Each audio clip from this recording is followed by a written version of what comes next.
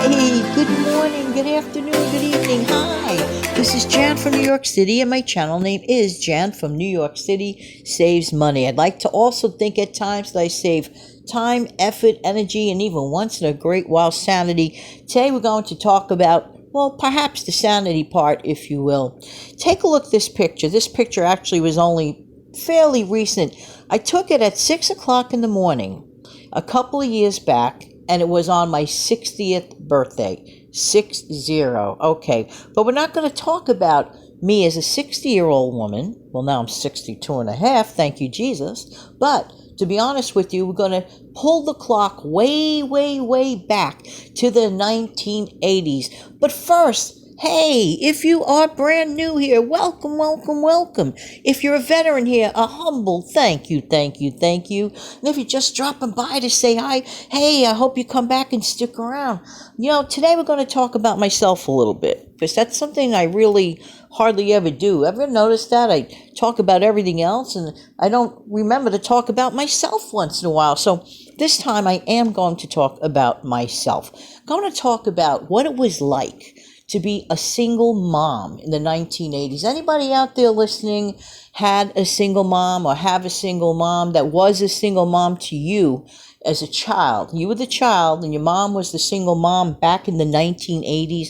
If you are a listener hearing this, please let me know and see if some of the incidences back in the day coincide. Of course, that was the era of big hair, tons and tons of hairspray. MTV was in full vogue, full swing. Everything was great. There was a lot of pink all around us. Clothes were pink, shoes were pink. I was in my 20s. I have a picture of me somewhere where I'm sitting on a sofa up in the Poconos on a vacation resort, and I'm sitting on the sofa with my legs drawn up, and I'm wearing pink polka dot socks with bright pink shoes. Hello. You really and truly have to be an 80s person at that time. Well, anyway, back back in those days, it was just a really pink, wild, happy time in many, many respects. I can't speak many, many respects. But I do have to say there was also, the downside to things,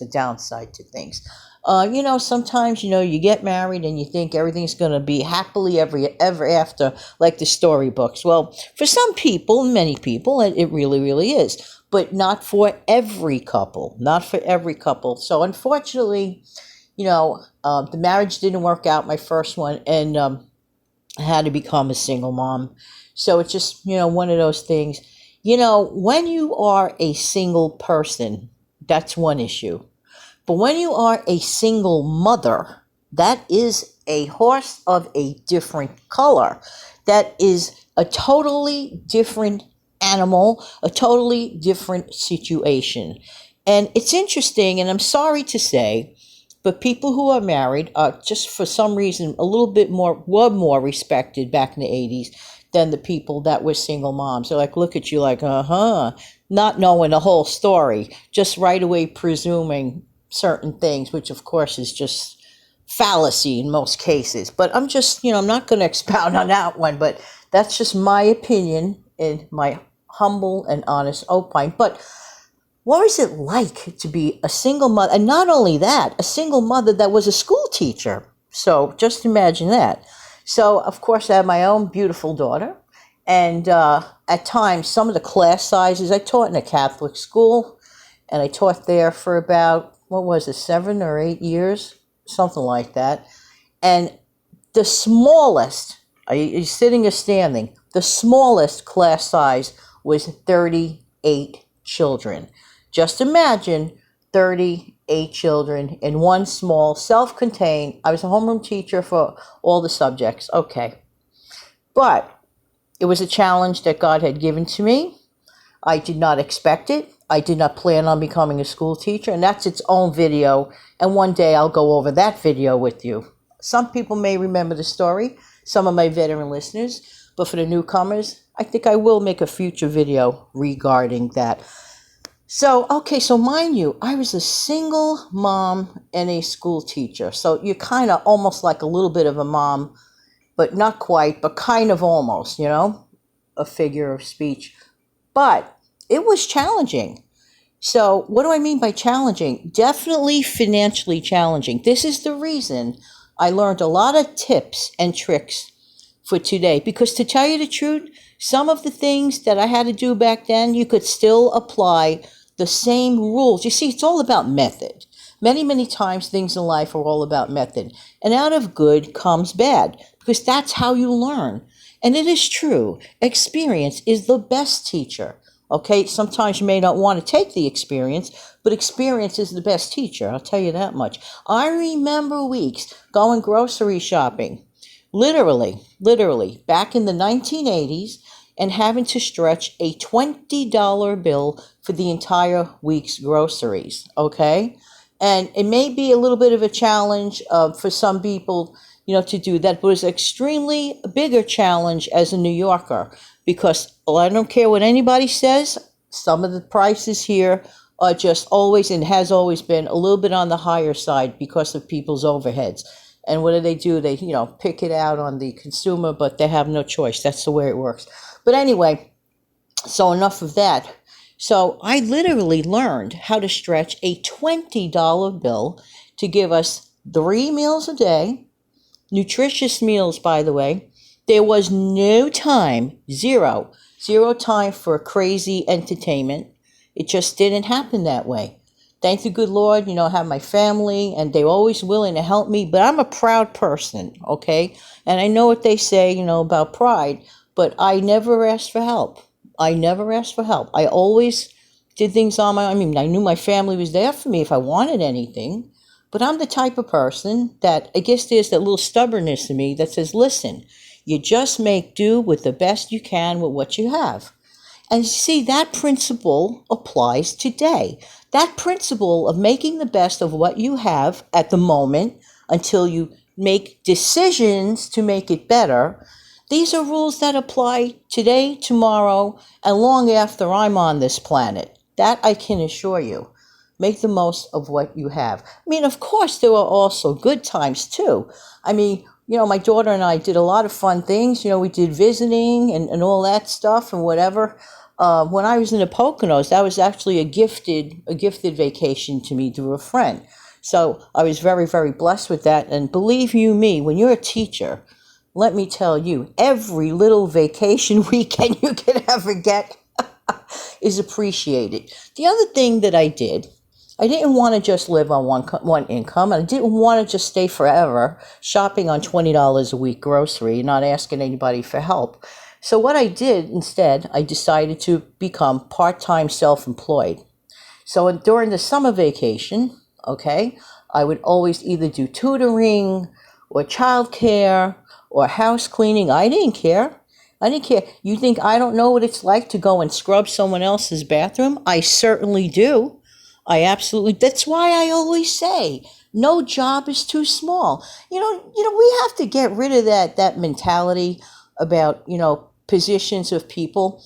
Like, for example, if I went to a party, somebody turned around and said to me, well, what do you do? When back in the day when I said, well, mind you, I did both things, that I was a school teacher, I would get this kind of reaction. Oh, but if I turned around and said, well, I scrub toilets and vacuum people's homes for a living. Oh, excuse me.